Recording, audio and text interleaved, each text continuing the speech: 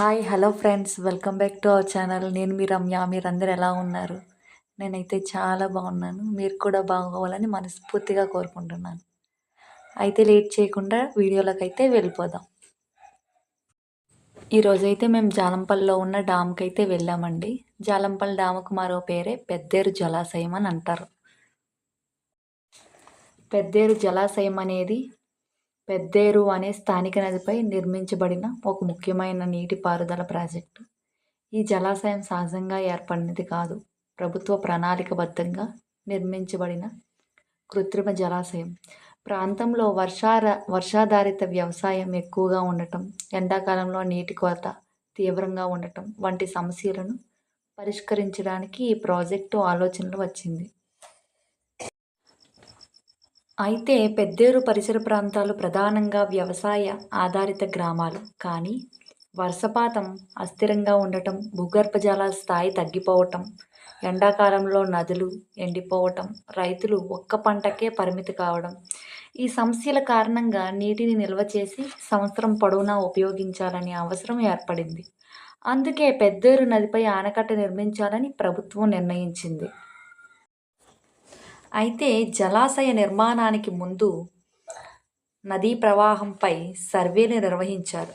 భూభాగం ఆకృతి పరిశీలించి, నీటి నిల్వ సామర్థ్యాన్ని అంచనా వేసి, సమీప గ్రామాలు అవసర పరిగణించి, ఇంజనీర్లు, భూగర్భ శాస్త్రవేత్తలు కలిసి అనుకూలమైన ప్రదేశాన్ని ఎంపిక చేసి, నది రెండు వైపులా ఎత్తైన భూభాగం ఉండటం వలన అక్కడ ఆనకట్ట నిర్మించడం సులభమైనది అని నిర్ణయించారు.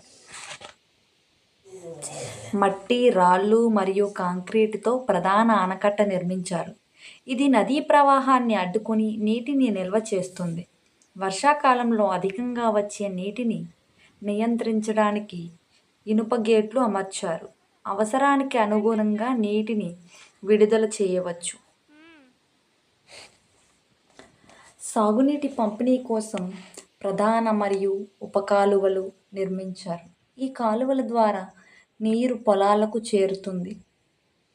వర్షాకాలంలో పెద్దేరు నదిలో ప్రవహించే నీరు ఆనకట్ట వద్ద నిల్వ అవుతుంది. ఈ నీరు పెద్ద నీటి మడుగుగా మారుతుంది. నీటి మట్టం పెరిగినప్పుడు గేట్ల ద్వారా నియంత్రించడం ఉంటుంది. నిల్వ చేసిన నీటిని సాగునీటి కోసం మరియు తాగునీటి కోసం విడుదల చేస్తారు. అయితే జలాశయం నీటి నిర్మాణం తర్వాత ప్రాంతంలో గణనీయమైన మార్పులు చోటు చేసుకున్నాయి. రైతులు 2-3 పంటలు పండించగలిగారు. భూగర్భ జలాల స్థాయి పెరిగింది. పచ్చదనం విస్తీర్ణించబడింది. గ్రామీణ ఆర్థిక పరిస్థితి మెరుగుపడింది. మరియు పెద్దేరు జలాశయ ప్రాంతీయ అవసరాలు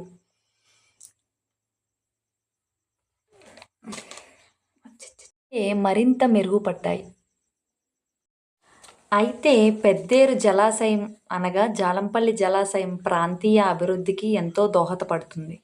వ్యవసాయం, తాగునీటి సరఫరా, పర్యావరణ సమతుల్యత, గ్రామీణ ఆర్థిక అభివృద్ధి వంటి అనేక రంగాల్లో ఇవి కీలక పాత్ర పోషిస్తున్నాయి.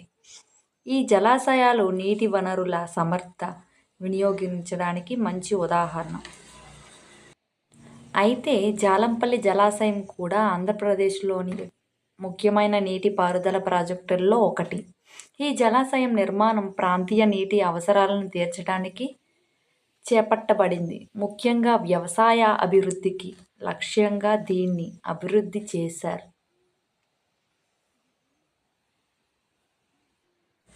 ఈ జాలంపల్లి జలాశయం పరిసర ప్రాంతాలు ప్రకృతి సోయగాలతో ఆకర్షణీయంగా ఉంటాయి. వర్షాకాలంలో నీరు నిండినప్పుడు అందమైన దృశ్యాలు కనిపిస్తాయి. స్థానిక ప్రజలు మరియు పరిసర ప్రాంతాల వారు ఇక్కడ జలాశయ పరిసరాలను, అందాలను చూడటానికి వస్తారు.